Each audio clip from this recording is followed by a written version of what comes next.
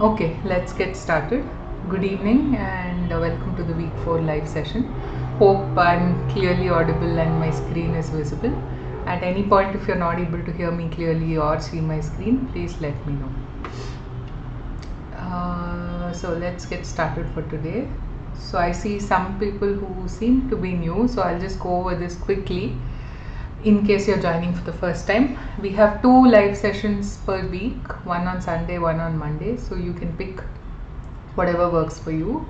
These are intended to help you with problem solving and they will be aligned to that week's course content from NPTEL. And it's also a forum for you to ask any doubts or questions you have from that week's course content. And because we typically have more than 10 people, we keep interaction through the chat box, so please feel free to post your questions or doubts anytime during the session, and after the session you will get access to the slides and the recording. And here's how we'll structure this 2 hours: 45-minute recap, followed by which typically we have a short 5-minute break around the 8 o'clock mark. After that we have another 45 minutes to solve problems related to that week's course content, and finally 30 minutes for any doubts and questions, right? And don't hesitate to ask, because that's the point of having these live sessions. And if you have any feedback for me, I'm open to hearing it at the end of the session. So with that, let's get started. So before we begin, any other questions or doubts from any of the previous material, previous assignments? 4 weeks out of 12 are done, so you should have gotten a good idea on how this course is going to be by now. So any questions, any concerns?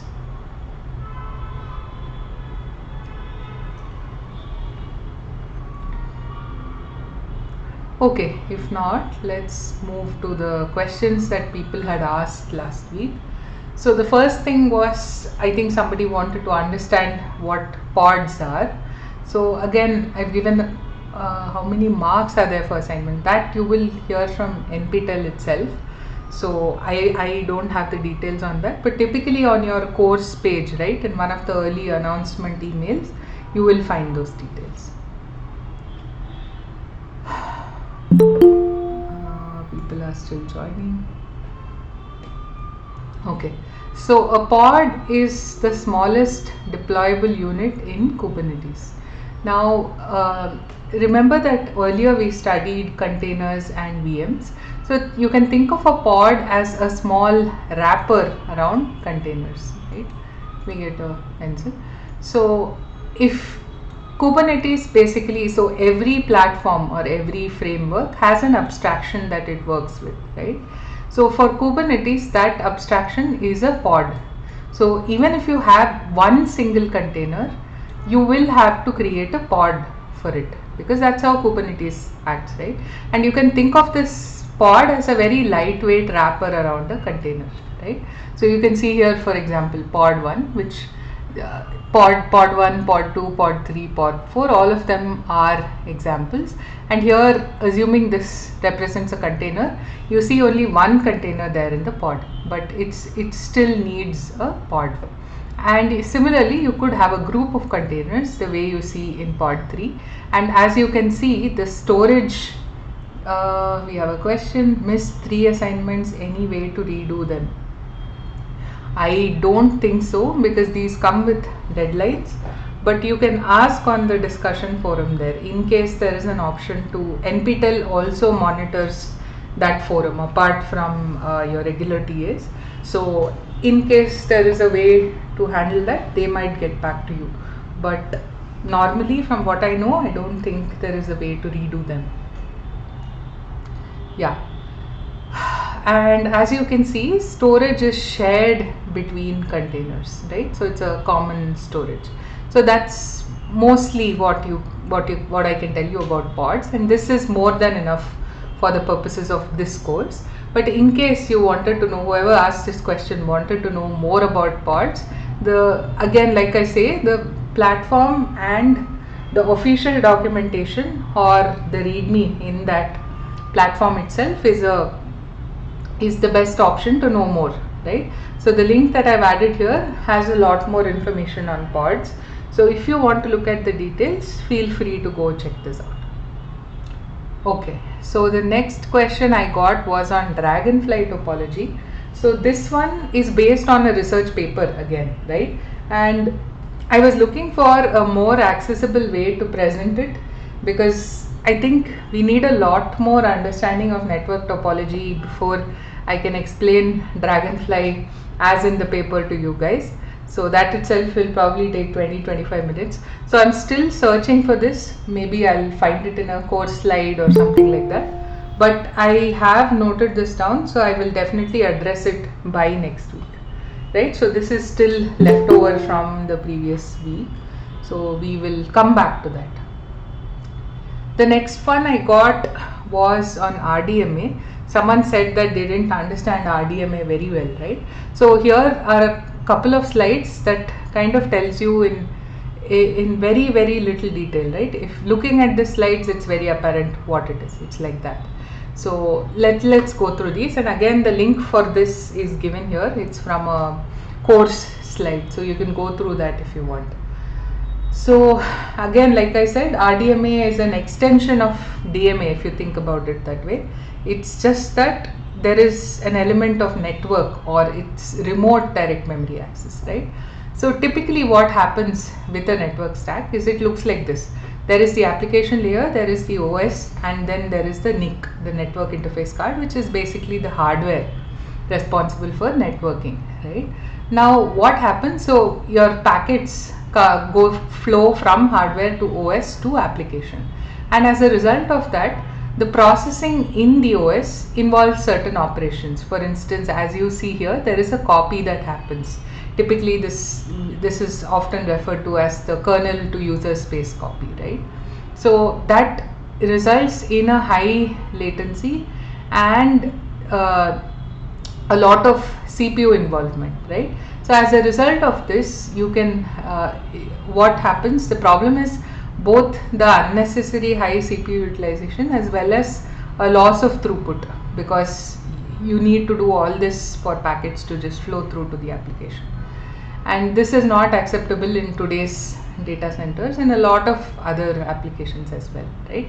So that's the problem with the typical networking stack. So what RDMA does is it eliminates this copy, that this kernel to user space copy basically.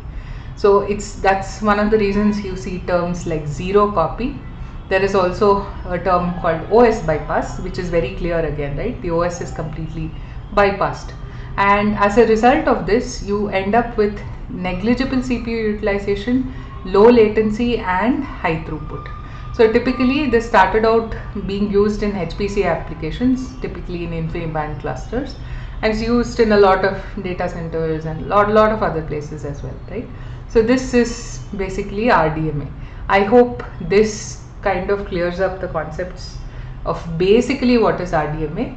Further looking at your course material, if you have doubts on maybe GPU direct storage or anything like that, feel free to ask, right? We can go through that as well. But this tells you the basic idea behind RDMA. Yeah. Okay. With that, I think we are done with week 3's doubts. Before we move to week 4 and topics that we covered, any other doubts or questions, maybe from week 1, 2, 3, anything that's still not clear or that's very confusing, anything like that? I'll just pause here for 30 seconds.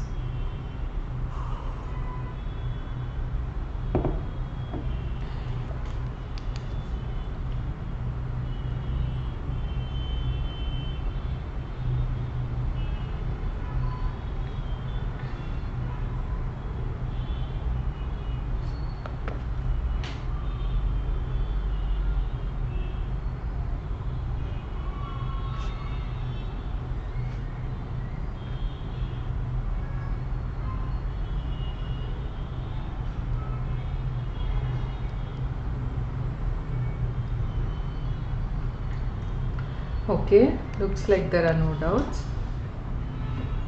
Let's move on to the recap part of the session then. So in week 4 we covered PyTorch, right? An introduction to PyTorch. We looked at things like tensors, we looked at operations on tensors, we looked at implementing a simple convolutional neural network, we looked at DNN training, and then we looked at deep learning profiling, automatic mixed precision, and catalyst. So again, this is going to be a selected recap, so we won't go through everything that was there in the lectures. So if there are parts that you didn't understand and that's not covered in the recap, feel free to ask, right?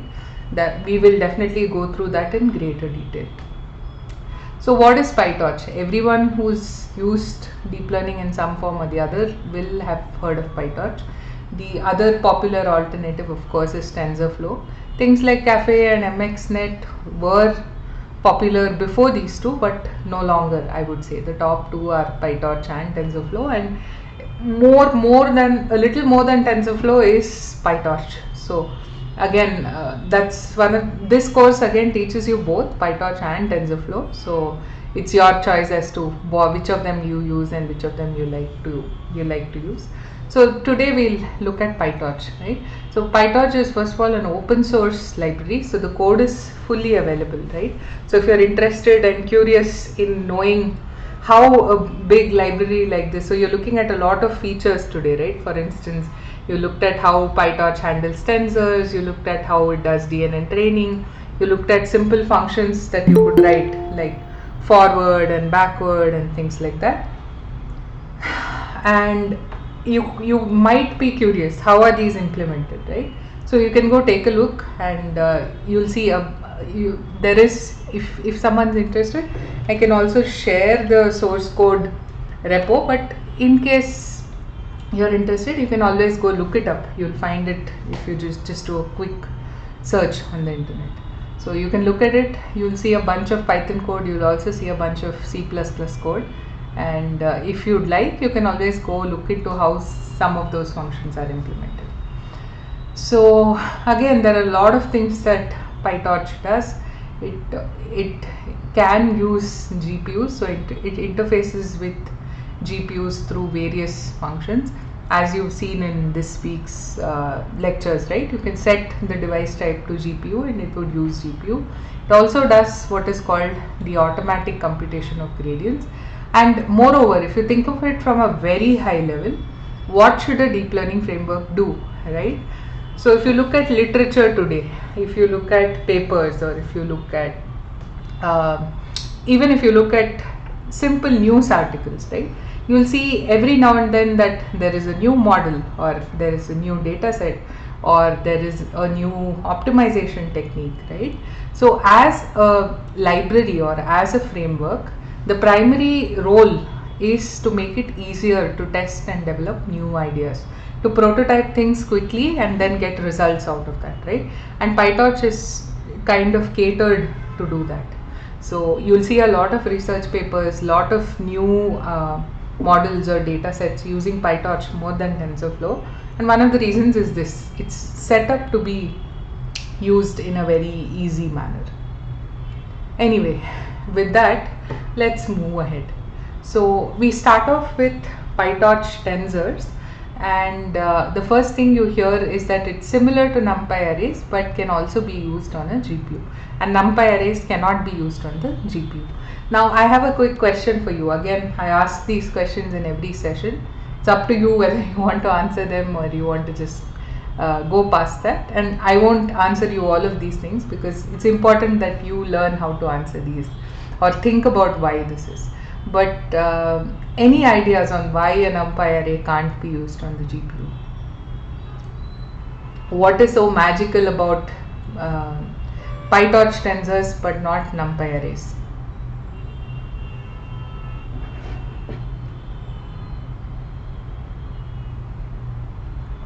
Any answers?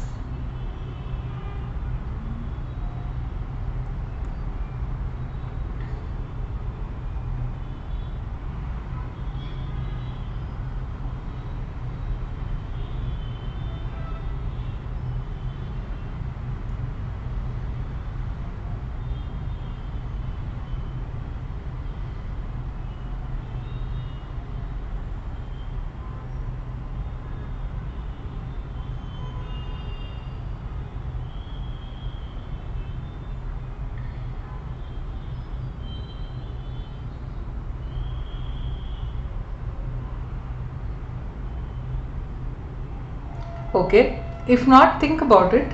You don't have to answer right away, but if you're curious, you might want to think and ponder upon why that is the case. Consume more storage, but is it possible to use it at all? Storage is kind of a performance thing, right? You can say something takes more time, that's a performance issue. But if I say something can't run, then that's a functionality issue. So is this a performance issue or is this a functionality issue? And according to your slide, it is a functionality issue. PyTorch tensor can be used on a GPU, but NumPy arrays can't. It's not about how much storage they use, at least that's what I get from here. But anyway, think about that. It's a good thing to think about. And sometimes the answers make you realize that it's not something very complicated, right? So this one is one such thing. So think about it. Anyway, so here's an example of a torch tensor, right? Creating a random matrix. So here you do torch.rand 2, 3 or torch.rand 3, 3. These are the dimensions of the matrix. And you can print them and look at what it has been initialized to. So this is the basics on a tensor. Now we'll go one step ahead and do a matrix multiplication. So you initialize two matrices, two random matrices of different dimensions. Of course, the condition, basic condition for matrix multiplication, these two dimensions should match, that is fulfilled. And now you can simply do a torch.mm with mat1 and mat2. And if you print the result, you will see that you get these dimensions, right? And that's again expected with matrix multiplication. Nothing too complicated. Yeah. Now here's a slightly more advanced case. So this is batch matrix multiplication. And you might wonder, why do we need to do this, right? So remember that the GPU is meant for massively parallel things, right? So even in your training and inference, you will see things like the batch size, where you're not passing one input at a time, but you're passing a group of inputs. You might be passing a group of images, right? So why is this done? This is because on the GPU, if remember in the first week we looked briefly at the GPU architecture, right? You had so many of these SMs, and each of those SMs had, and you saw GPUs which had thousands of SMs or CUDA cores, right? So all of those can do things in parallel, right? And because of this, you might get the results faster, right? And that's basically the idea is called batch processing. And it has been there before GPUs as well, and that's where the term comes from. But typically in deep learning, you will see this notion of a batch, right? And it's meant to exploit the massive parallelism of the GPU and give you results faster, right? Basically, I may be using, let's say, only this portion of the GPU, and let's say I take 4 time units, right? This is if I give my input as one image. Now let's say I double my input size, I give 2 images, I use 2 SMs, right? So now the time for 2 images still remains 4 seconds, but I'm able to process 2 images rather than 1 in that time, right? And similarly, so that's the idea of batching, right? You want to use up the parallelism of the GPU as much as you can by giving it more things to do, and it can do them in parallel. So that's how it does not increase the computation time. So till the GPU is fully utilized, you can keep increasing the batch size and you won't see too much of a time increase for that. So this kind of introduces you to the notion of a batch. Keep that in mind, it will be useful for later. Right. Again, computational graphs is an interesting concept, and you will see some of the differences between PyTorch and TensorFlow, right, as to how these frameworks work behind the screen, right? So again, computational graph as an idea is very useful in understanding the differences between the frameworks. So in this case, X, so typically this is a notation that's followed, right? W and B stands for weights and biases. They are the parameters of a model, and X is your input and y is your output here, and you have some intermediate values like a, right? So your weights and biases, as I said, they are parameters, so they require what is called gradient. And again, we'll revisit this a little later in the lecture, but this flag needs to be set. Remember, one of the features of PyTorch is that it does this automatic computation of gradients. So for that, you need to tell it that you need to calculate gradient for these variables. These variables require a gradient, right? So therefore, you set this flag as true, and it will automatically calculate gradients that way.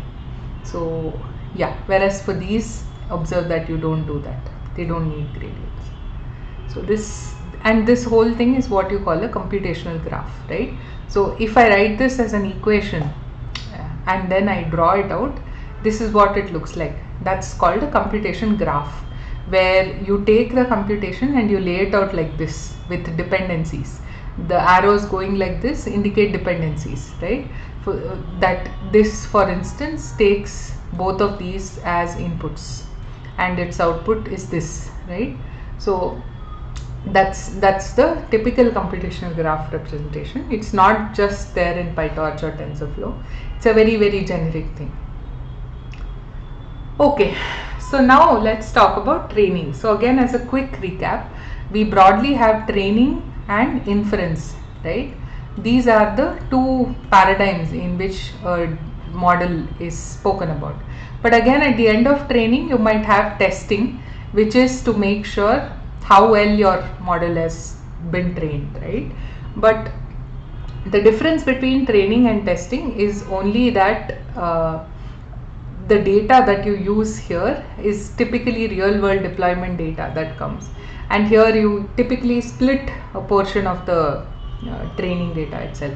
Sometimes the inference data also is done like that. For instance, you might have heard of a train test validation split, right? Given a data set, if you want to artificially do this, there are some ratios that are recommended as to how you split them. But broadly, you can think of this testing as something you do after training, and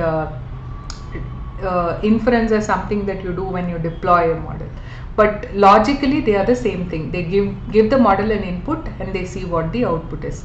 Whereas training gives the model an input, takes the output of the model, compares it to the real world output, and accordingly fine tunes the model, right? All of this is basically what I just summarized. So let's assume you have a neural network and you have a data set. So I start iterating over this data set. I process the input through the network. I compute what is called the loss, and then I propagate the gradients back into the network's parameters, meaning that this will help me update the weights of the network, right? So this is the whole training procedure. So the idea is, as you iterate through the data set of these of inputs, the model or the neural network learns from these inputs. And how does it learn? It learns by updating its weights. So each time it predicts something wrong, the loss will increase, and accordingly your gradients and weights will be changed, right? And that's how the neural network learns. So this is the training thing. And remember here, as you will see later, so this iteration, right, can go on many times. So let's say I have 100 files or images or whatever as my inputs.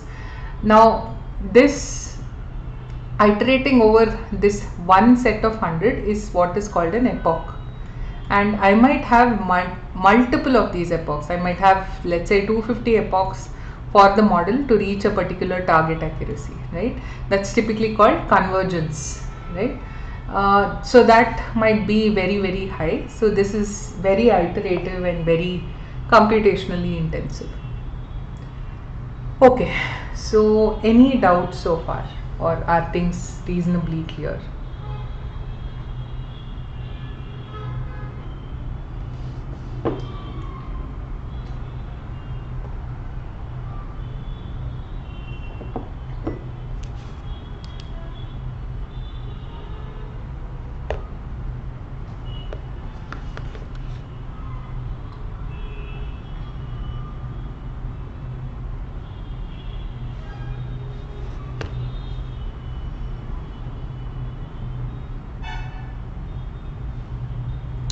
Okay, if there are no doubts.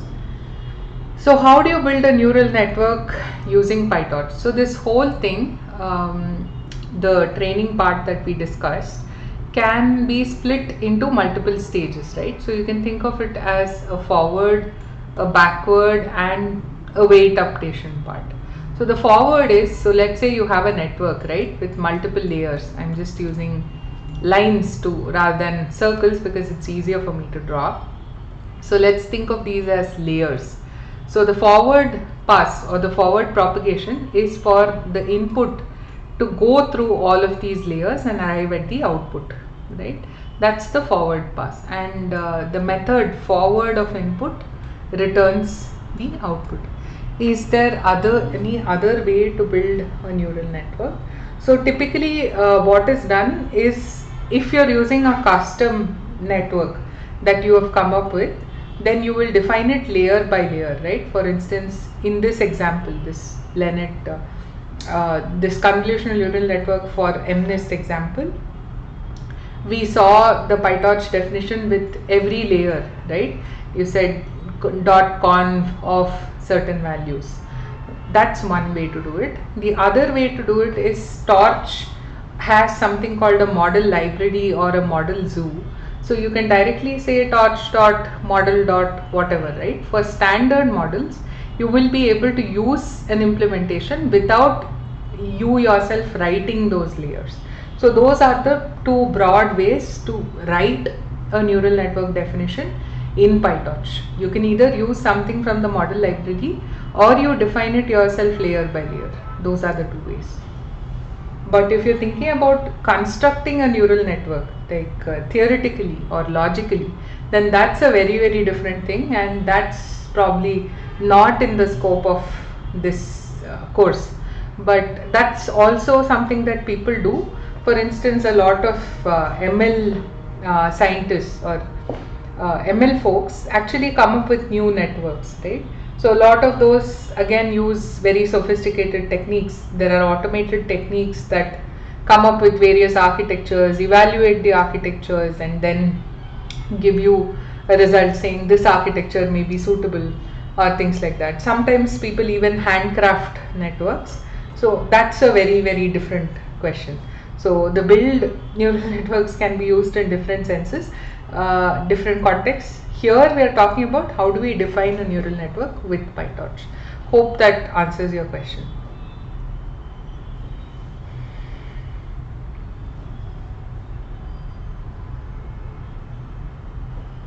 Great. Yeah.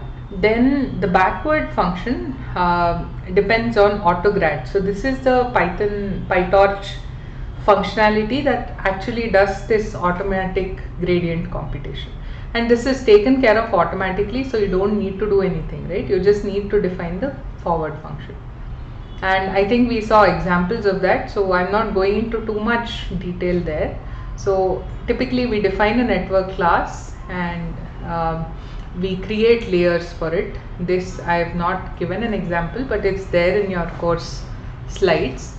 And we also have a forward function where we tell what are those sequence, what is that sequence through the layers.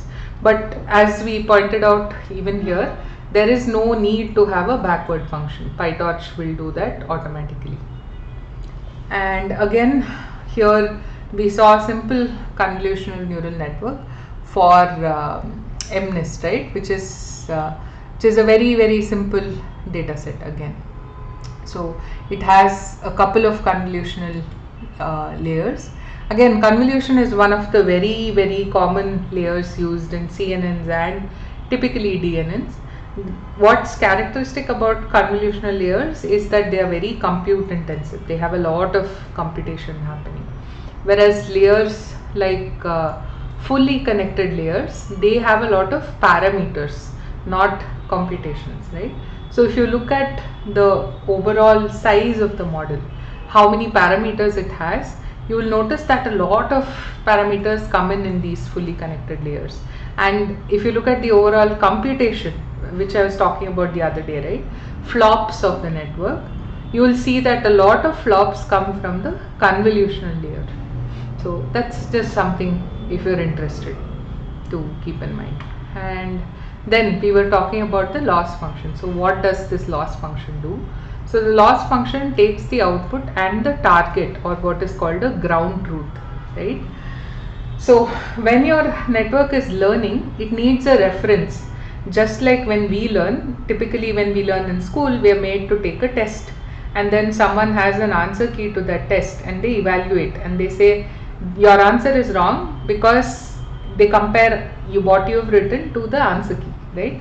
So similarly, this model needs an answer key, which is your target, and you already have this as part of your training data set. So your model takes the output that it has generated and the target output as the input to the loss function. Then it computes a value that estimates how far away the output is from the target. Now, why is this very vague, right? There can be several ways in which you can do this. So if I talk about both of these as numbers, right? Let's say this is 7 and this is 4. So one way for me to do it is 7 minus 4, and again there are numerous variations of this itself. I can take absolute value of 7 minus 4, I can take 7 minus 4 square, I can take absolute square, I can do so many other things. But again, remember that these may not always be numbers, or even if they are numbers, they may be representing something different. For instance, these numbers might be class labels, right? Like let's say 4 maps to a dog and 7 maps to cat, and let's say 5 maps to cow. Now let's say my target output is 4 and my model said 7. Now is 7 minus 4 a good metric? Because if you're using that, you're essentially, you might be saying something like dog is farther away from cat as compared to cow, right?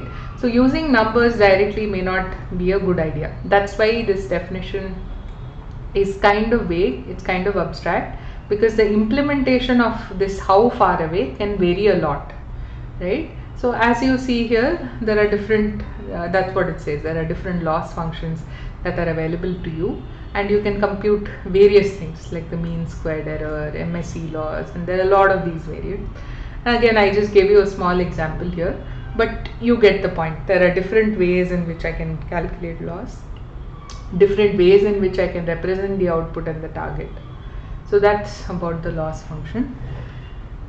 And this backward, again, you don't have to define it. PyTorch will automatically do this gradient computation for you. So, and then after that, so let's go over all that we've learned so far. So you define an optimizer, which typically is SGD, stochastic gradient descent. You also have other optimizers like Adam, and I don't remember any other, but you have many more optimizers. Before you start, you zero out your gradients, then you do a forward pass, which is this output equal to net of input. Then you calculate the loss based on whatever criterion you have. Then you do a loss dot backward for the gradient calculation, and then finally you do an optimizer dot step. So the optimizer dot step is what updates the parameters of the model, right? So this is one iteration. So this keeps happening in a loop. The model takes some input, goes through this input, finds the loss, does a gradient calculation, and then updates the weights of the model. Okay, so here's a question. I think this was asked during the lecture, but I thought we'd discuss it a little more. So total number of training samples is 80,000, batch size is 50. Each iteration takes 30 seconds. So here, just to clarify, iteration refers to the time taken to process one batch of 50 samples. Now can someone tell me, calculate, take your time, I'll give you 1 minute. How much time does it take for 3 epochs of training?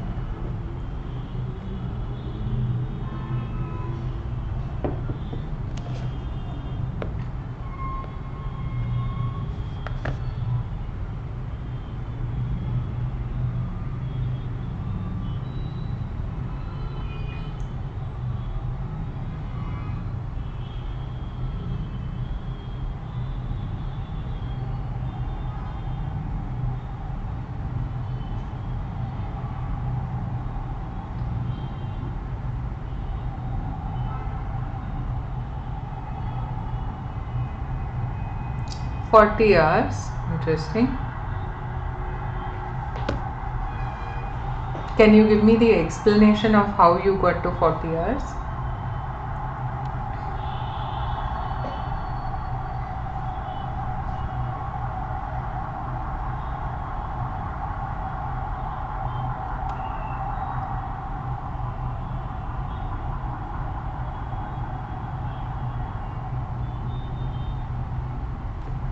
Okay, we have a few explanations. 80,000 divided by 50. What does 80,000 divided by 50 give you? Total training samples divided by the batch size. What does that give you? Does that give you time? We have one more answer saying 35.5 hours. Okay.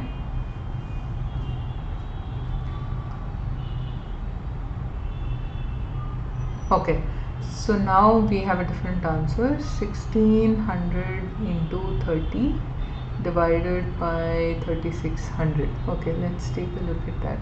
So what would you need to, if you went step by step, right, what would you need to do here? So you have a total training samples, you have a batch size, and therefore you have to come up with the number of batches, right? So the number of batches is, as somebody pointed out, 80,000 divided by 50. Right, let me just see what that comes out to. It's probably 1600. Yes, it is 1600. So that's your number of batches. Now per batch it takes 30 seconds. So for 1600 batches, how long does it take? And again, as someone has written here, it's 1600 into 30, and that will be in seconds. So if you want that in hours, then you have to do a divide by 3600, which comes to 13.33. And thereafter, since we are asking, so this, remember that processing all these samples once is called one epoch, and now the question is about 3 epochs of training. So then you multiply that by 3, so that comes out to be 40. So the initial answer is correct, and the steps are also correct. 35.5 I think was slightly off. Yeah, you probably made some mistake somewhere, but yeah, 40 is correct. So this is just simply understanding how, simply calculating the time, right? A very simple numerical. Now I want to ask a slightly different question.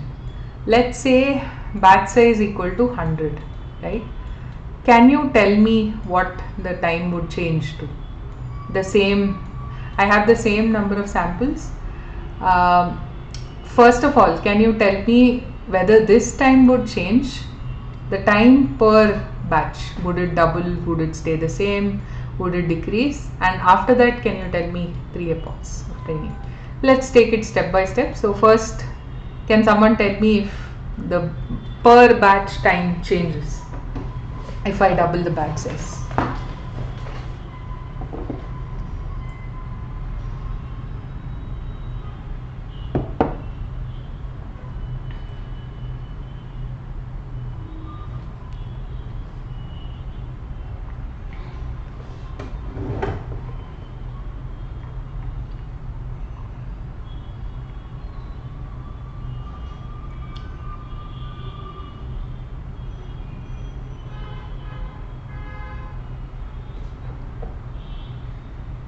Okay, someone says that it will be half.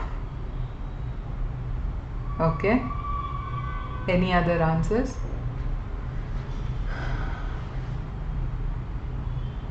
$20 hours. Okay, why do you think it will be half? Just curious.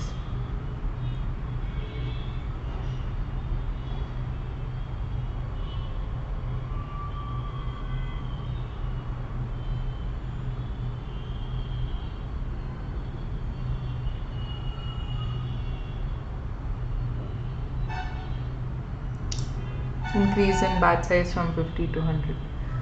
Yes, so let's go through this, right? So again, like we were talking about, for simplicity's sake, you can think of the GPU as a house with a lot of rooms, right? Now you benefit as much as you use this parallelism, right?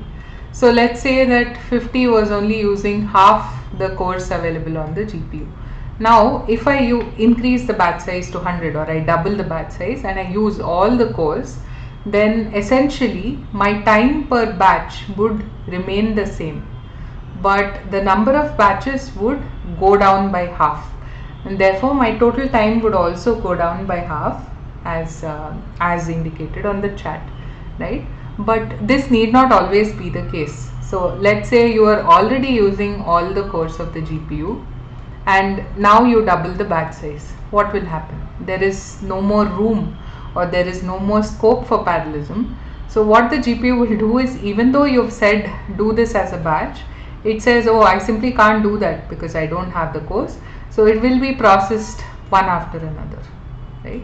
So in that case, the time will remain the same, and as in the per batch time will actually double, but your number of batches will halve, and therefore your total time will remain the same. So both of these are very possible scenarios of increasing the batch size, and this is one of the reasons why you will see that both, so in training, increasing or decreasing the batch size could also affect the model's accuracy. So that's one of the reasons batch size is called a hyperparameter. But in inference, it's just about how you're processing your inputs, right? So you'll see many people talking about what batch size should I use and how does it affect the latency. So this is a small systems thing to remember, and if you're actually doing hands-on deep learning, something like this might help you get a performance benefit. As the person in the chat said, if it is half utilized and you increase the utilization to 100%, then obviously you will get an improvement. So you're going to get an increase, you're going to get a decrease in time. Or someone's asking, can it affect the speed? Yes, speed is a little vague. You should try and use the words latency and throughput here.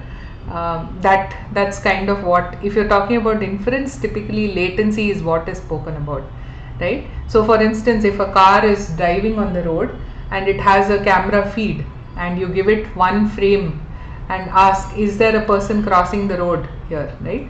That answer to that query has to come within a particular time, that may be 100 milliseconds, right? So that is latency.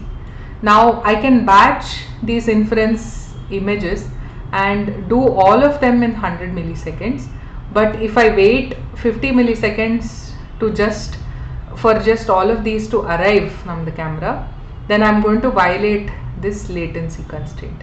So in this case, my throughput is 100 into 3. My throughput is 3 frames in that 100 seconds as compared to 1 frame in 100 seconds. So my throughput triples, but because I'm violating the latency, it's of no use to me.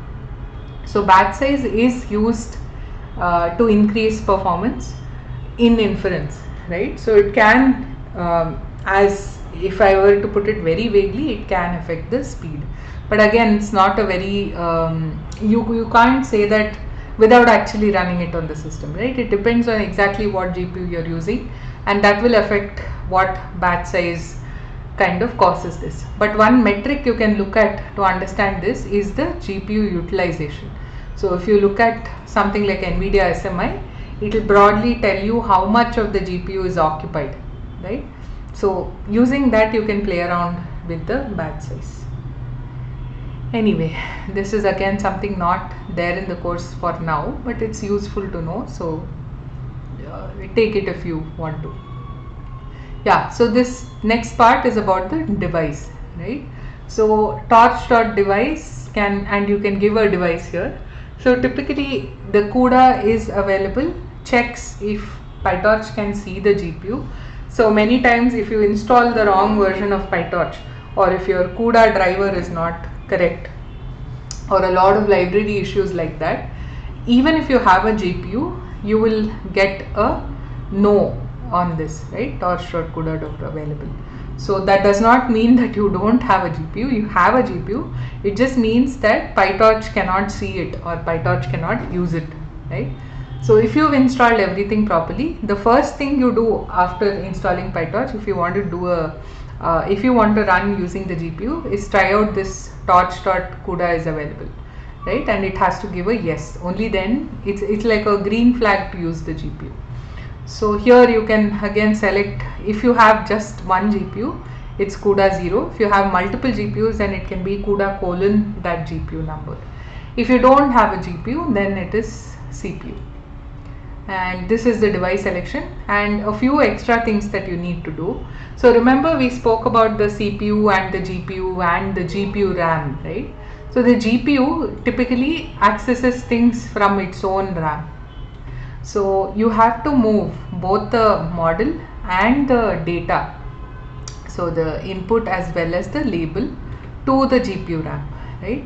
So the .2 bracket device moves it to the GPU, right? So you need to do this. So these are the specific things that you need to do if you are training using a GPU, right? With that, we move to the third part, which is scaling training to multiple GPUs. Before that, any other questions, anything that you didn't understand?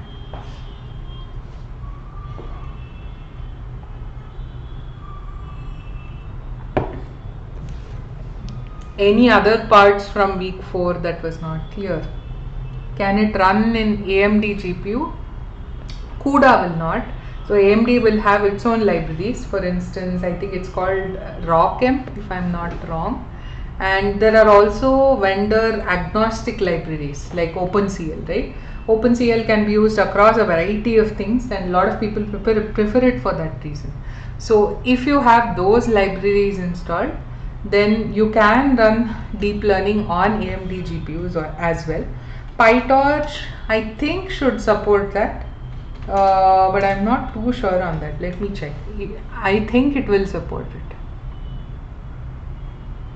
Yeah, I think there is support. I see some, and ROCm is the library for AMD, so it does work with that, is what I see. So yeah, that support seems to be added a year or two before, so you should try that out if you want to. It is supported officially. Yeah, so generally, going back to your question, right? So there is the deep learning framework, which is either PyTorch or TensorFlow, and there is a GPU. But ultimately, will something run on a GPU depends on, is this library or framework talking the language of the GPU. For NVIDIA GPUs, that is typically CUDA, right? For AMD GPUs, that is ROCm. For Intel, it might be something else, right? So it essentially depends on whether this library has those bindings, right? And as long as it has, it will be able to use the GPU. Hope that answers your question.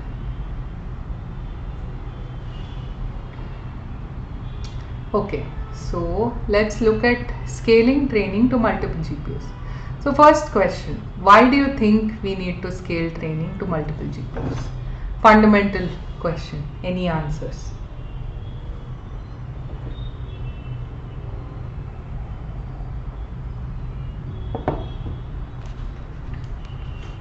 What is the benefit in doing this, or what is the problem that causes you to do this?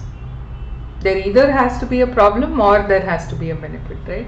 Otherwise it doesn't make sense to do it. So when and why would you do it? Any answers?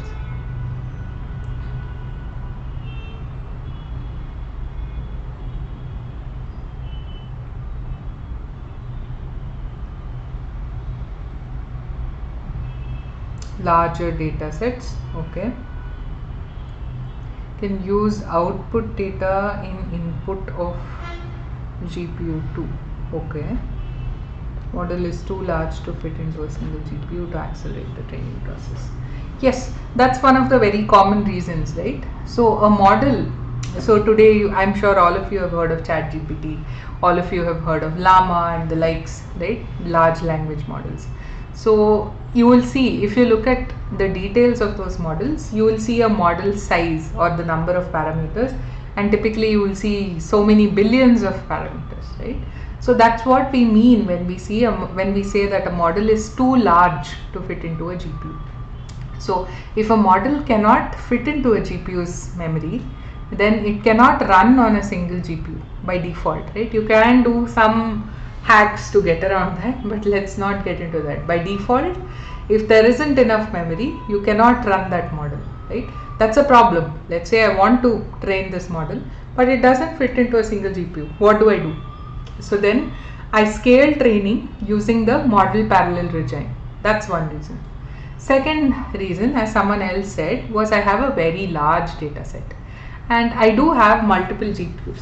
So what I can do is to take different segments of data, partition them across my multiple GPUs and give a model replica to each of those GPUs. That way all of them are going to work on different data but in parallel, and that again accelerates your training, right? So these are two reasons or two cases in which you would want to do this. Now think about this.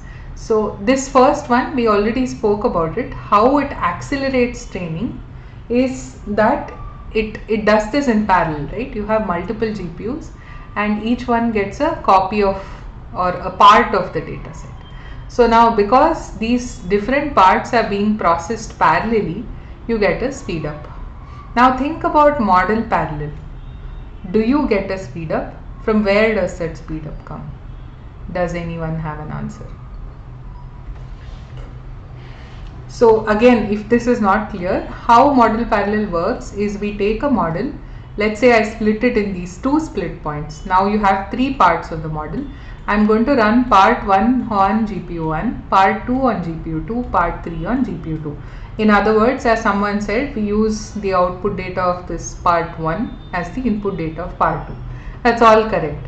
That's how model parallel works, right? Now, how does this give you a speed up? Or when would it give you a speed up? Would it give you a speed up?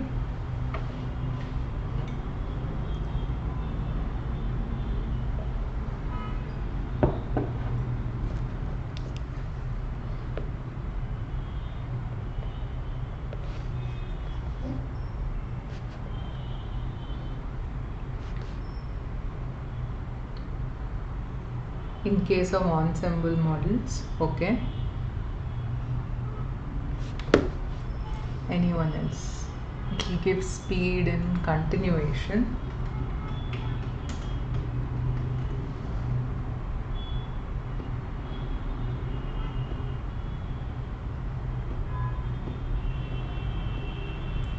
Okay, let's think about this, right? So first of all, if you are thinking that I'm splitting my model across different GPUs, therefore blindly it will give me a speed up, think of representing this as a computation graph, right? So I have 1, I have 2, I have 3.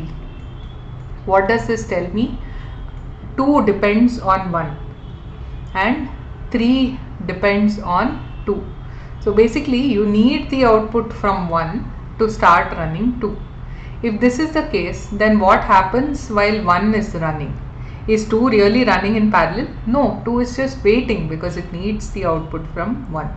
Similarly, 3 has to wait for both 1 and 2 to run in order to get the output and start running, right?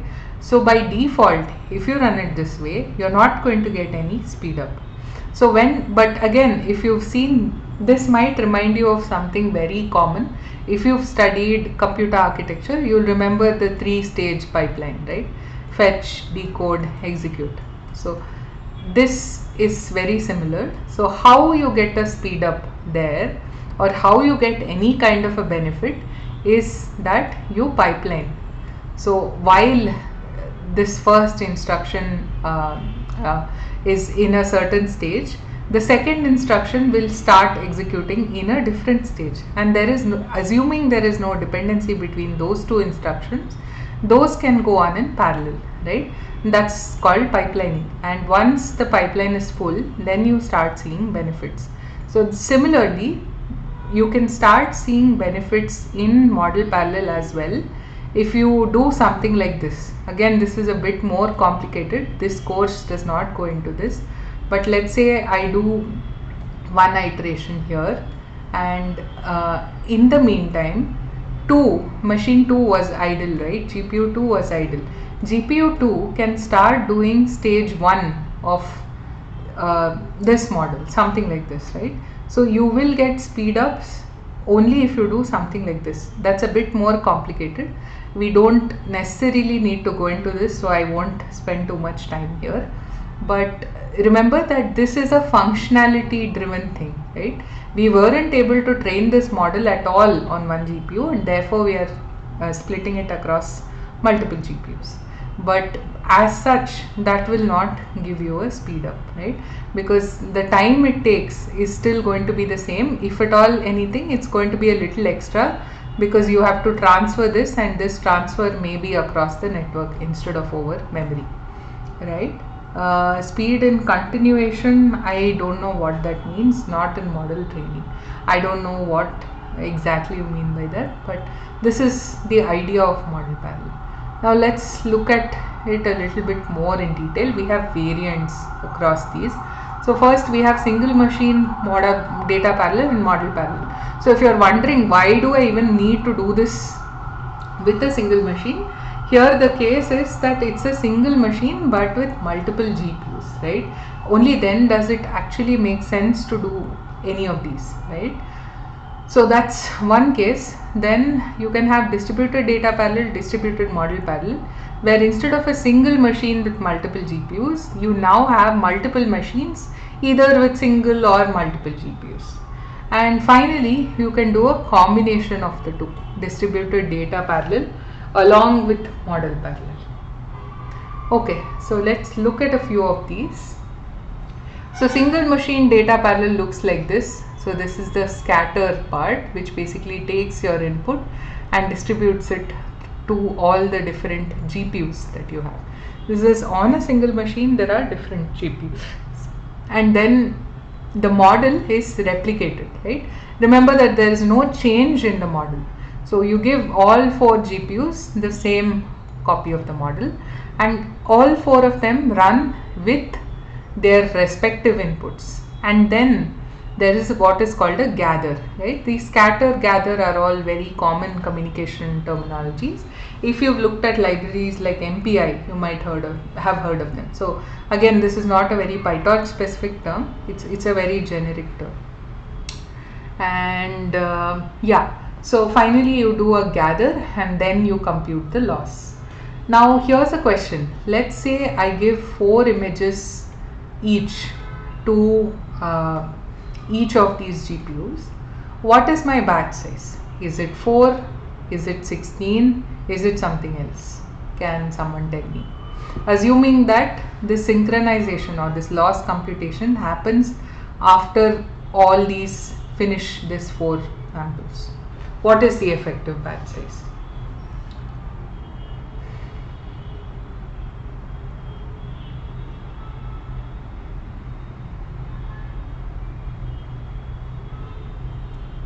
$16. Okay. Anyone else?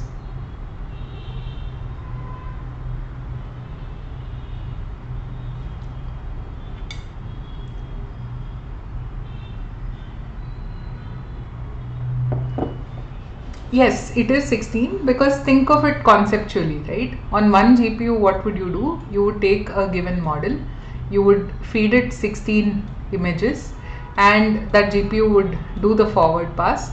And then at the end of this batch or this 16 images, you would compute the loss, the gradients, do the full backward propagation, and you would update the model. So this batch is kind of the granularity at which the model weight update happens. Now think about the granularity at which the weight update happens here, right? Each of these are working on a sample of, on a size of 4. But remember that there is no weight update happening locally here. The model is still the same. All of these, for all of these, all 16 of these, there is one loss calculation that happens. It could be on one of the GPUs itself. It could be on something outside this. That again varies. But that happens, and then the model is updated, right? So if you think about it, it's like taking these 16 and splitting them across different machines so that they do the same computation, but semantically or logically there is no change between this and this, right? So the batch size in data parallel would be your individual input size for each of the GPUs into the number of GPUs. That's just something interesting. Okay, single machine model parallel, I think this is also very obvious. So yeah, this one is very easy to implement. You just need to say torch.nn.data parallel, and here it's a little more complicated than that, because you have to partition your nets. First of all, you have to, here also you would have to, I think, yeah, so here you would have to partition your networks into, here it's just two parts, right? So you basically define those, and then you move them to the respective GPUs where they should run, and then you also define your forward pass, and here you have to give some details as to where the inputs and outputs should be propagated. Notice the blocking here. It basically means that this cannot run till the input comes here, and everything else remains the same. So I think this is clear.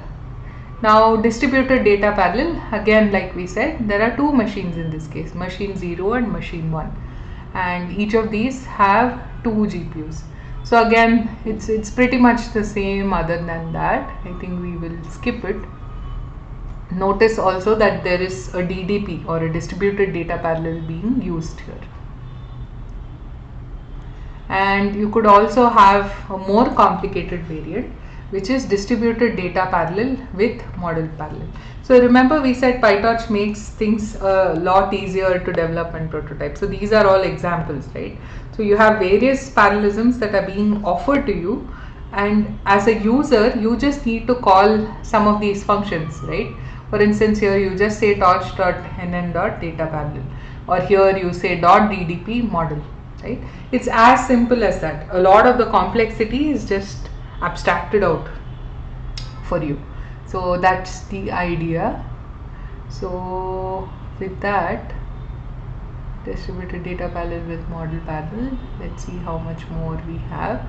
Okay, we have a little bit more about profiling and catalyst, and then we'll take a break. So what is a profiler by default? So you use a profiler to understand a little bit more about the workload, right?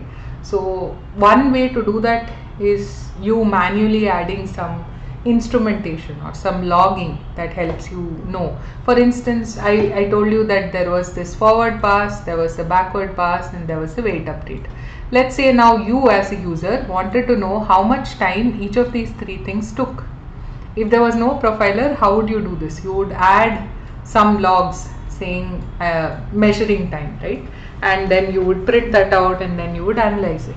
So profiler does this for you by default. It helps you understand and improve performance by giving you, sometimes, most of the times, they also give you nice and clean visualizations, right, of the data, so that it's useful to, it's very easy to analyze. And this DL Prof actually uses one of NVIDIA's tools called Nsight Systems. So Nsight Systems is the system-wide CPU GPU integrated profiling. So basically it has CPU and GPU profiling data, and it aggregates and unifies them into a single timeline. It also gives you tensor core usage and things like that. So yeah, and further what you can do using a profiler is to identify some performance issues, look at, and a profiler could actually give you some recommendations, right? So one level of a profiler is for it to tell you that here's a performance issue. The next step that you would want as a user is, okay, you tell me that there is this issue, but how do I fix this, right? So there are profilers, for example this one itself, that gives you that recommendation also. Here is how you fix this, right? And this is the CLI. So the viewer helps you visualize the data, and there also exists a TensorBoard plugin. So I think you saw demos of all of these, so I won't spend too much time on them. But apart from this, from a hands-on perspective, right? Let's say you're trying to run something on a GPU for the first time. The very first metric that you should be looking at would be GPU utilization. Again, for a discrete GPU, that would be NVIDIA SMI, that would give you utilization. For an integrated GPU, it would be something like, for NVIDIA integrated GPUs, it would be tegrastats, right? So that would give you, that would basically tell you if something was actually running on the GPU. That's a confirmation that you must always make, right? So if I tell you that something is running on the CPU, how do you confirm it? You go look at the CPU utilization. You run top, you see that the CPU is being used, you see that the memory is being used. Similarly, if I tell you something is running on the GPU, you should look at the GPU utilization to see if it's actually running there, how much memory it's using, etc. So profiler gives you a lot more information than just this, but yeah, this is one of the basic things that you would need. Moving forward, catalyst. Again, catalyst is intended as one more high level thing above PyTorch, right? So a lot of times you see this, there is a library and then there is a wrapper written around a library, or there is one more level of abstraction given to you, and all of them aim for user convenience, right? So PyTorch gives you a certain level of abstraction, but there might be another framework saying, oh, I can do better than this, and I will build on top of PyTorch and give some more abstractions, right? So that's again a very common thing in the systems world. So this is one such example. So it gives you a universal train inference loop. I think we saw an example for that. We have various things like callbacks, configuration files, various optimizers, hardware backends, etc. So let's look at one of these, which is a universal train inference loop, which uses this runner abstraction. So like I said, the basic idea behind a high level library is it abstracts away some complexity from you, right? As a user, you don't want to, if I tell you you had to write 200 lines of code in framework X and 20 lines of code in framework Y, 99% of people would pick the one with 20 lines, right? Simply because you don't have to deal with all that complexity. So this is again something very similar. So it takes everything as an argument, the data, the model, how do you handle a batch, what metrics do you want, etc., etc. So it can be used as a for loop wrapper. So again, all of these examples were there in the course material, so I won't spend too much time going into them. So with this, we come to the end of the recap. But before we take a break, I want to spend a minute seeing if you guys have other questions or doubts, and feel free to ask whatever it is, right? We will take them up in the next class because I don't think we'll get time today, but we'll definitely do that. So please take this 1 minute to go through week 4's course contents and ask me if you have any questions. Or something that you want me to re-explain, that's also fine.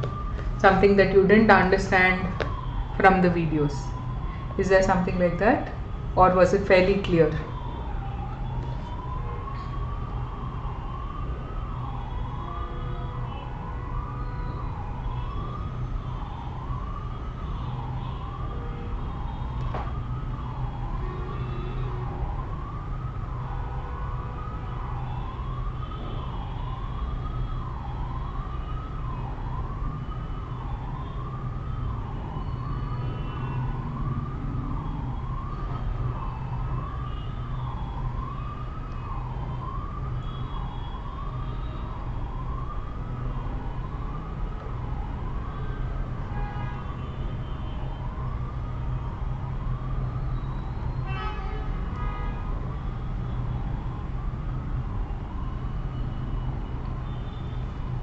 Fairly clear. Okay, can we have CNN, DNN related simple problems? So by problems, do you mean something like finding out the layer dimensions or the input and output dimensions, something like that? Okay, yes, I think we can do that. I will try and find 1 or 2 questions that help you do that, right? So yeah, we can do that for sure. We can do that in the next week.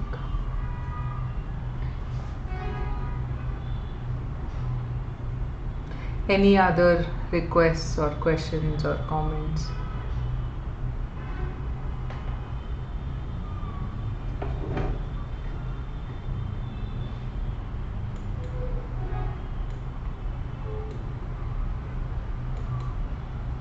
Okay, no other questions. So the assignments are all okay to solve, nothing too difficult. The actual week assignments that you guys are submitting, that's all okay.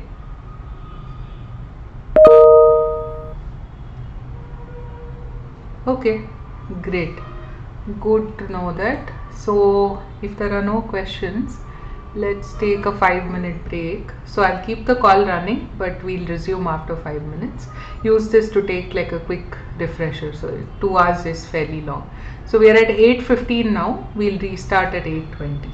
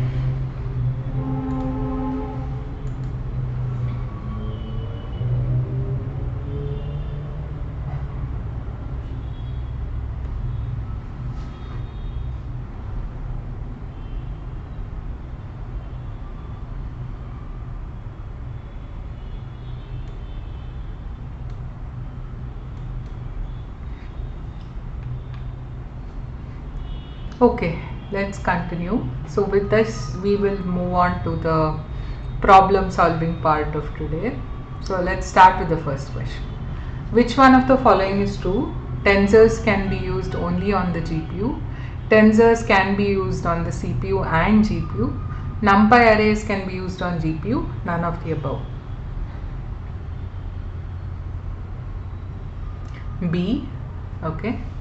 Tensors can be used on CPU and GPU. Anyone else?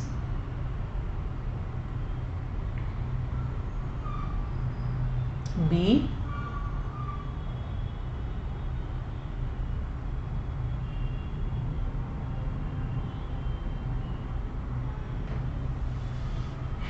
Any other answers?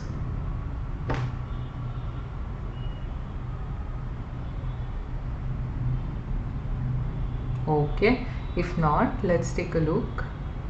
It is tensors can be used on CPU and GPU, and again remember that NumPy arrays couldn't be used on the GPU, but tensors have no such limitation. They can be used on the CPU and the GPU.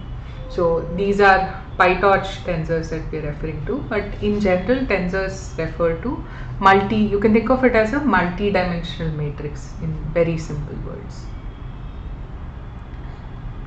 Okay, what does torch dot from NumPy return? NumPy array, tensor, boolean, none of the above.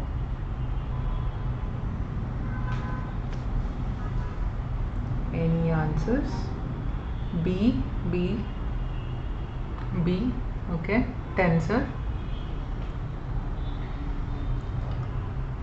Any other answers?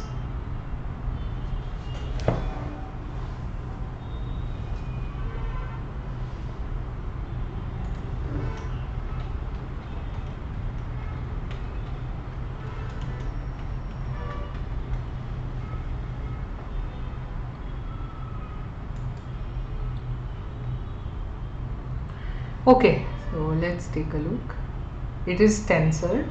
So there are ways to convert a NumPy array to a torch tensor and vice versa, right? So torch dot from NumPy, as the name indicates, takes a NumPy array and returns a PyTorch tensor. So this is also fairly straightforward, nothing complicated here. Let's move to the next question. Which one of the following is not a hyperparameter? Learning rate, kernel size, batch size, weights and bias. Think about this one.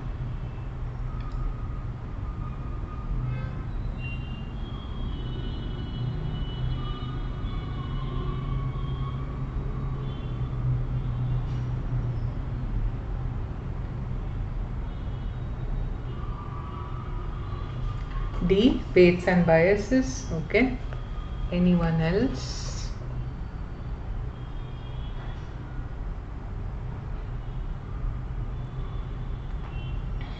D. Okay. Okay, let's look at the answer. It is D, right? So it's important to understand this a bit more, right? What is the difference between a hyperparameter and just normal parameters, right? So typically your normal parameters or the model parameters are the weights and biases. And remember that during the training process, these keep changing, right? So when we say the model learns, these are what get updated. But these don't get updated during the model training process. Rather, they are values which can control how fast the model learns. Things like that, right? So a very sort of vague, but in a way something parallel to this is thinking about data and metadata, right? So metadata tells you something about the data. Similarly, these hyperparameters are in a way sort of fundamental to the learning algorithm itself, right? So these cannot or are not changed as part of training, but since they affect the learning process, so you might have heard of something called hyperparameter tuning, where we search for what are the ideal values of these parameters, and that is done by launching many configurations with different combinations of these parameters. and that affects the overall learning process. And then there are various strategies to tune these hyperparameters. But once that hyperparameter tuning is done, these are all fixed. We will never change any of these, right? And remember that we spoke about batch size a while earlier, but I also mentioned that in training batch size is a hyperparameter, so it cannot be changed so easily. So typically this is all kept fixed, and whereas weights and biases change during the training process. So you can also remember it very simply that way, that these change during the training process. These are fixed and they are decided beforehand. But the true meaning of a hyperparameter is that it actually affects the learning process, and therefore it cannot be updated during the learning itself. It has to be figured out prior to that. Hopefully this is clear. Any questions so far?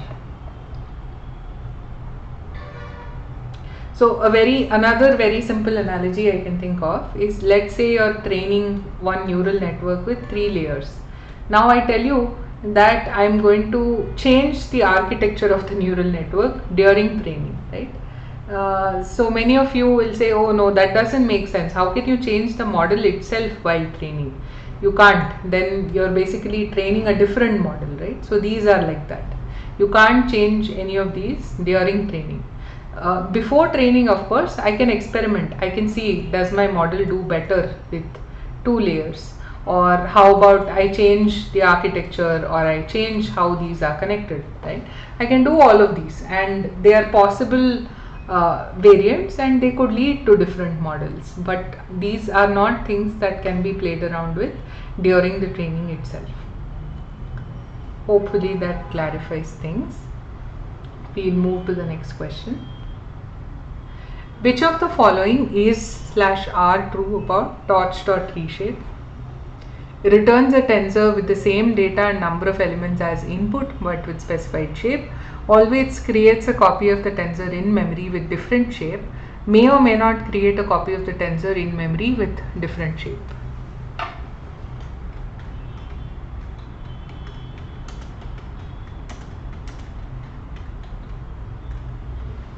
Any answers?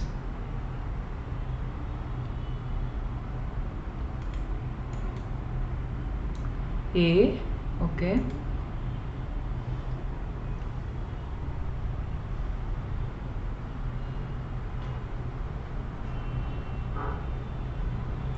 Anyone else? I'll give you a minute, think about it.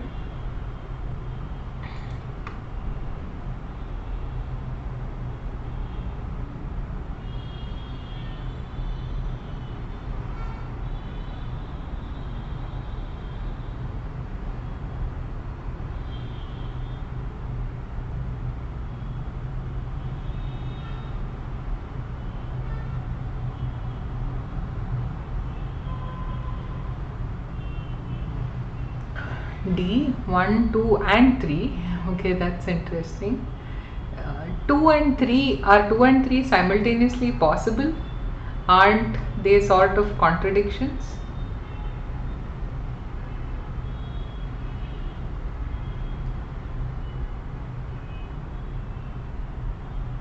Because one says always creates a copy, the other says may and may not create a copy. Can both of them be true? That's an easy way to eliminate out options actually. So if I were you, I would do it this way, right? I'd say 2 and 3 are not possible at the same time and cancel out this and this, and then I'm left with just 2 out of 4 options. But anyway, so I think we've seen, okay, we have a corrected answer A, which is the right one. But I think you've already seen the reshape example, right? So let's say we have a torch A here, and we are trying to reshape it from a 1D sort of array or a tensor to 2, 2, right? And if you print this out, you will see the dimensions, right? So, but the data will remain the same. That's one of the things that the examples covered. So 1 is true, returns a tensor with the same data and number of elements as input. Notice that the number of elements cannot change. So you have 4 elements, you can only have 2 into 2, right? You cannot have 3 into 1, that will not work. But now 2 and 3 are interesting. Always create a copy of the tensor in memory with different shape. May or may not create a copy of the tensor in memory with different shape. Now this is an implementation detail, but it is important to know this as a developer, right? What does the method return to you? Is it returning a copy or is it returning a view, is basically what you're asked. So you also looked at torch.view, right? So if you observed, it seems like reshape and view are doing the same thing. So why do we actually need two things, right? Isn't one sort of enough to do that? So that's because there is a difference between reshape and view, and the difference is that view always returns, it basically doesn't give you a copy. So it just gives you what you ask for, but that's not really a copy. I don't know what else to call it other than a view, so it's sort of a redundant explanation. But here it's reshape is different. It may, if you look at the documentation which I have linked to here, you will notice that there is a line saying that reshape may return a copy or a view, right? So this means that 3, it says may or may not create a copy of the tensor in memory, is true. Therefore it's 1 and 3, not 2, right? You don't have a guarantee that reshape will always give you a copy. For instance, you know that view will not give you a copy, but with reshape there is no such guarantee. So it tries to give you a view. If it cannot, then it will create a copy and give you. And that's why 1 and 3 is the right answer. Hope this is clear. If not, feel free to ask. I can give you more details in the next session.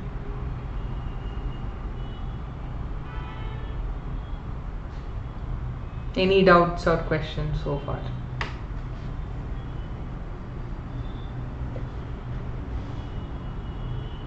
Okay, I'll take that to mean things are clear. Let's move on. Which of the following is not a characteristic feature of torch.nn.parallel.distributed data parallel?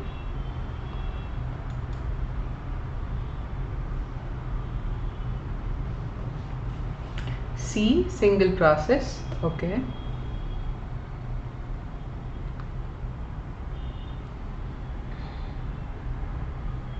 Any other answers?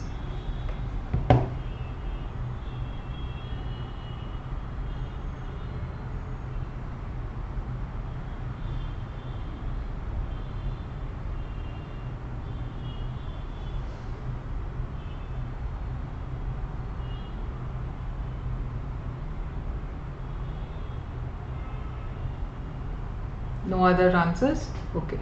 So if you've noticed in the data parallel section of things, there was also a torch.nn.parallel.data parallel, right? Does anyone know why you need two things, or what is the difference between the two?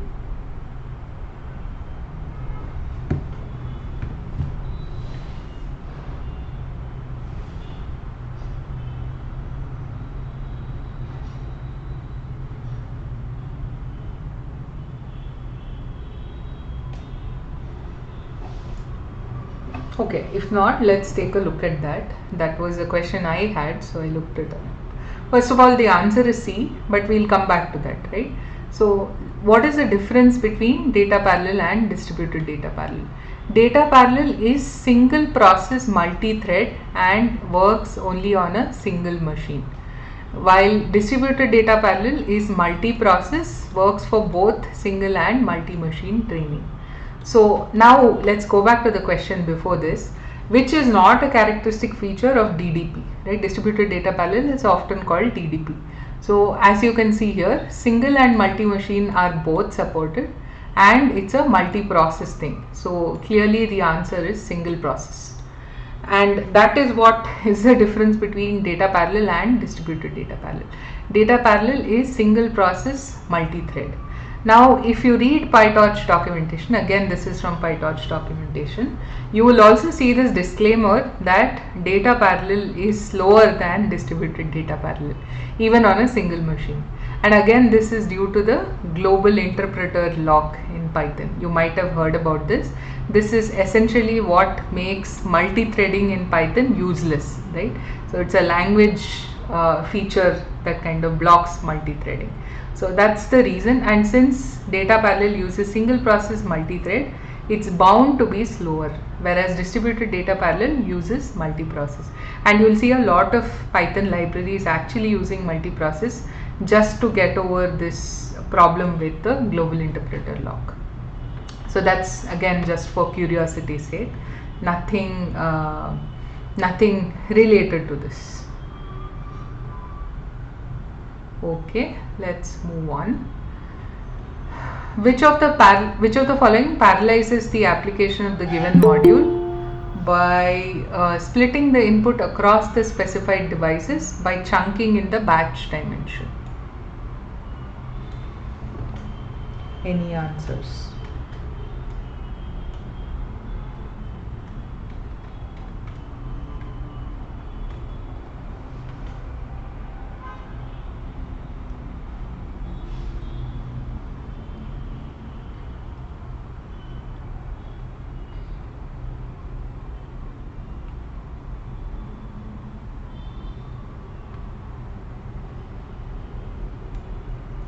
B. Okay.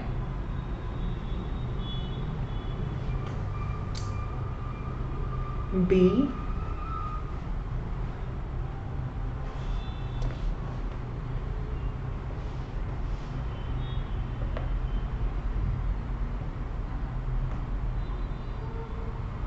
Any other answers? Think about it. Think about what you know conceptually about data parallel and distributed data parallel.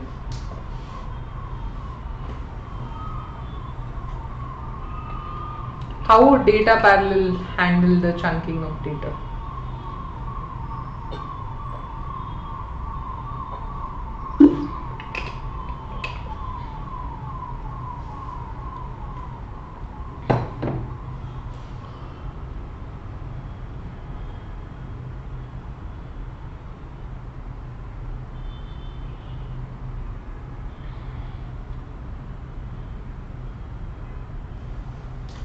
Any ideas? Okay, let's take a look at the answer. It's both A and B, because remember the only difference between these two, apart from what we went through in the previous slide, right, the single process versus multi-process, is that this is intended for a single machine, and this can be used for a single machine as well as a multi-machine scenario. But broadly the idea is that you have multiple GPUs, and as long as that holds, it holds for both of these, you need to split the data across these GPUs. How would you split the data? So if you have multiple images, again image is the simplest example, so I'll take that. So you can't split an image like this, right, along the X or the Y or the channel dimension. So images also have a channel dimension. For instance, if you take a color image, it's typically represented as 3 channels, red, green and blue, right, RGB, and that can also be considered as the third dimension. So you cannot chunk in those dimensions. So how do you chunk? You chunk along the batch dimension. So let's say I have 6 images and 2 GPUs. I split it as 3 images each. This is the most logical and the easiest splitting of data to do, right? And both data parallel and distributed data parallel will do that, because even if it's on a single machine, because you have multiple GPUs, you have to split the data.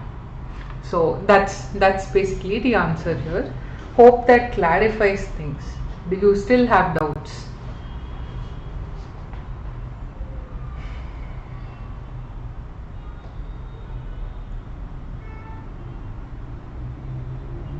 Or is that clear?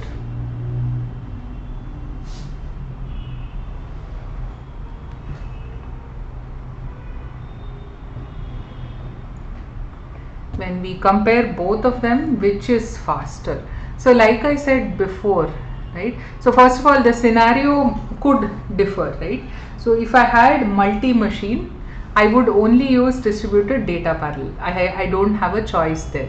If I had single machine multiple GPU, I could use data parallel, or I could use distributed data parallel.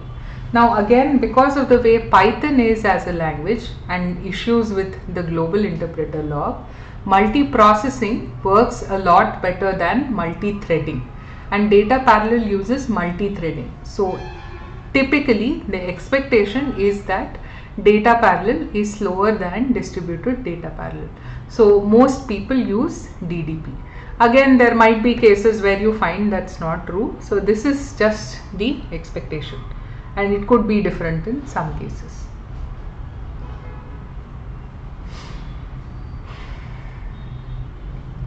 Hope that helps.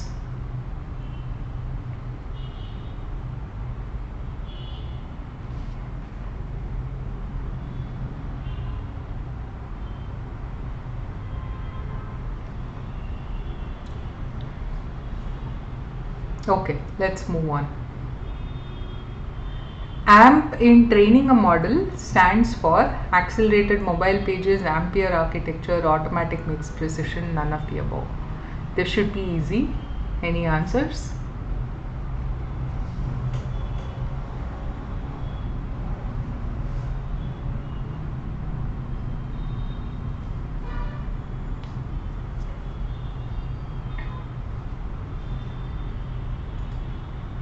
No? Okay, take a guess then. What? Okay, we have one answer in C.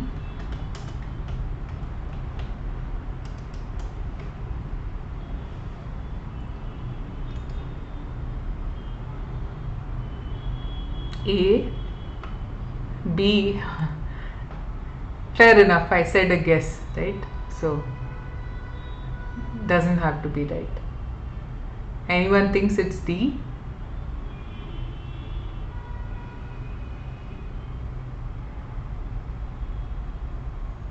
Okay, let's take a look at what it is. So it is automatic mixed precision, right? So unfortunately I didn't put the picture of that training thinking that all of you would remember, but it is a way of where you can specify with a single flag in PyTorch that PyTorch can automatically decide on when to use mixed precision. Again, I think there is a lecture specifically for automatic mixed precision and other kinds of acceleration. So we will wait till that to understand the details. So I think we looked at mixed precision a little bit in the earlier lectures also. So remember, we spoke about taking an FP32 value, and then we had an FP16 multiplication, right, where both the inputs are FP16s, and then this takes time. So we had a multiplication, and then we added the FP32 with this multiplication output. So your output is FP32, but you get a speed up because you're doing the multiplications of two FP16 numbers. FP16 multiplication is, multiplication is computationally more complex than an addition, right? So by doing the multiplications in FP16, we get some speed up. But again, your addition is taking an FP32 number. That's where the term mixed precision comes. Now, when we talk about training a model, we want to utilize, let's say we want to utilize something like this, right? This feature of mixed precision. But again, if I give you a neural network and tell you, decide where I should be using mixed precision and where I shouldn't be using mixed precision, that would be very difficult for a user to decide. So instead, what PyTorch as a framework does is it figures this out behind the scenes, and it just gives you a flag saying, do you want to run with AMP, right? So if you specify this flag as true, then it will automatically decide where mixed precision needs to be applied, and it will apply it there. So that's broadly the summary of AMP, right? And Ampere architecture again is not AMP, so this is just an acronym, right? So we won't bother going through the others, but that's the idea of automatic mixed precision. So now think about this. So obviously, because I said there is mixed precision, you will get some kind of a speed up, right? By we basically looked at how we get the speed up also, right? You're doing FP16 multiplications instead of FP32 multiplications. Now think about this. Will this affect the accuracy or the machine learning performance of the model? So when I say performance of the model, I could be referring, if I'm talking about training, I could be referring to training time, right? That, if you think about it, is a systems view of performance. But the machine learning view of performance is typically accuracy or some other metric, right? You might see metrics like top 5 accuracy, top 10 accuracy.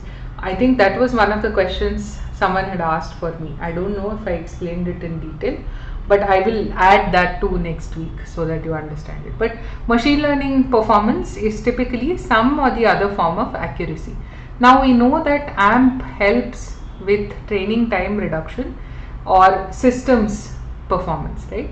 What do you think it does to machine learning accuracy? Any guesses? Any ideas? Does it not affect it? Does it improve it? Or do you think there could be cases where it affects it badly?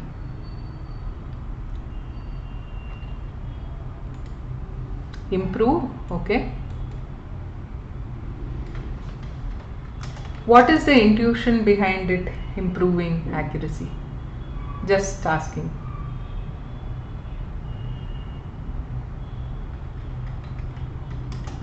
And anyone else who thinks otherwise?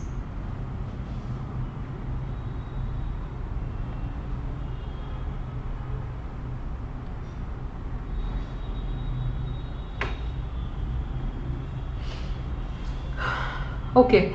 We'll again not answer this too much because it's outside the scope of this course, but think about this also. Feel free to look it up. If you think that it either retains the accuracy at the same place or improves the accuracy, then why does it do that? That's something interesting, right? Because I'm telling you that there is a feature that can improve accuracy and reduce your training time. And if you think of systems aspects of performance, you will do a lot more when you reduce the training time. For instance, the energy that you consume goes down. You also reduce the memory that's needed to store these parameters while multiplying, right? So lots of things are beneficial on the system side, and if you're getting benefits on the ML side as well, how is that possible? Like, what is the intuition behind such a feature, right? Something to think about. Look it up. Feel free to ask me in the next class or come up with your answers and we can discuss it. Again, not very relevant for this course as such. So let's move on. We have 10 minutes left. Which of the following is /R true about Catalyst? Accelerated framework based on PyTorch. Create and research something new rather than write yet another train loop. Code based reuse. A, 1, 2 and 3. A, 1, 2 and 3. Any other answers?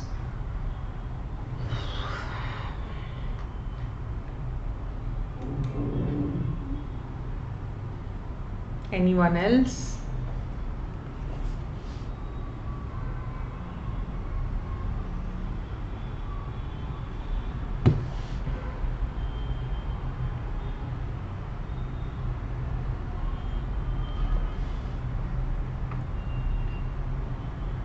Yes, so the answer is 1, 2 and 3. Again, if you remember, it's a framework that builds upon PyTorch, and the idea is if I reduce the lines of code that you need to write, that gives you more time for creating something new, for coming up with something new, right?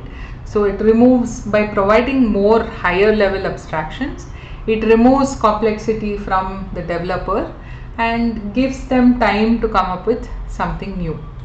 And again, by creating these higher level abstractions, you're enabling code-based reuse, right? For instance, you saw the runner abstraction where you had you could specify various things, and then internally it would take care of it. It would take care of it basically by using that code, right? So there is also that reuse that you get from the framework's implementation. So all three of these are true. Any doubts or questions on this?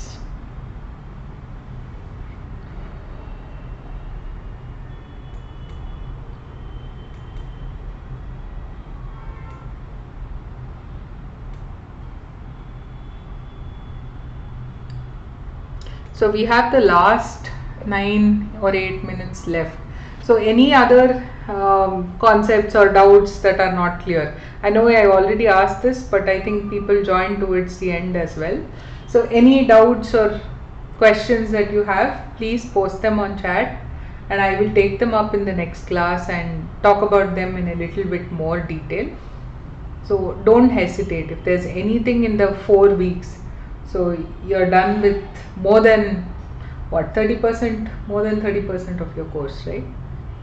So yeah, this is a good time to ask questions. Any doubts, anything that's not clear, think about it. You have another 5 minutes. So anytime you come across a question or a doubt, please note it down as you watch lectures or as you try out your assignments, and then post it in this week's live session, right? So by asking doubts, it helps everybody, right? It helps me understand what are the topics that you need more attention on, because I can't explain everything that was explained in the lectures in a lot of detail, right? But if a bunch of people have doubts on a certain topic, that helps me. It would also help your peers, because they might have the same doubts or they might not even have thought of that, and you asking that question might give them something very insightful. So please don't hesitate and make the best use of these sessions, right? And you can ask things that you're interested about that may be slightly beyond the course, things like this question that I just asked you, right? How does this give you benefits? So questions like that are also very welcome. I will definitely be happy to answer them. Even if I don't know them in the same session, I will get back to you in the next session. So please come with questions every week, right? That would make it very nice for all of us. So with that, let's move on to the next question. Dash is an abstraction that helps you customize the logic during your run. Runner, callback, metric, logger. B.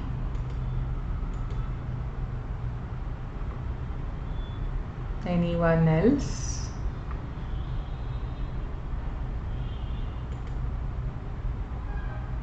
B. Okay.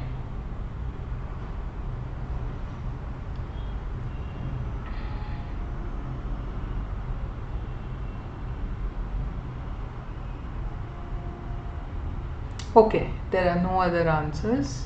Let's take a look. It is callback, B, that's correct. So it is an abstraction that helps customize the logic during your run. So you have multiple examples of this in the slides, right? So I think one of the callbacks was adding a profiling metric, right? Something like that. So you can use this to do whatever you want, but it's also an abstraction so that you don't have to write a lot of code. You can just use a defined callback in Catalyst to customize your runtime logic. That's the idea. So again, it gives you reusability because this is already implemented as part of that framework, and you could do anything natively with PyTorch and having Catalyst as a for loop wrapper. So that's the idea. And runner, I think you already looked at, and I think you also have various other metrics and things like that that are exposed. Okay, I think that's all the questions we had for today. So this concludes whatever I had in mind for today. We have another 4 or 5 minutes left, so I'll hang around for a couple of minutes. What is the difference between the CIFAR 10 and the CIFAR 100 dataset? So if I remember right, the 10 and the 100 indicates the number of classes. When I say classes, it means the category broadly, right? So if I think of dog as a class, cat as a class, that kind of thing, right? So this has 10 dataset classes and this has 100 dataset classes, and both of them are image classification datasets, meaning that the task is to classify the image. It is to tell whether it's a cat or a dog or something like that, right? Beyond that, how many images there are in each of the datasets, I don't exactly remember, but I can look at that and get back to you if that's of interest. But typically, as a starting point, CIFAR 10 is more widely used. You might see it being used with simple CNNs, right? And CIFAR 100 is one level higher in complexity. Just like you have ImageNet. ImageNet is a very, very huge data set, multiple GBs in size, right? But you might have smaller variants of ImageNet, for instance, ImageNet 1K, I think, which has 1000 classes and correspondingly a fewer number of total images. Any other questions? Hope this explanation helps. Any other questions before we wrap up?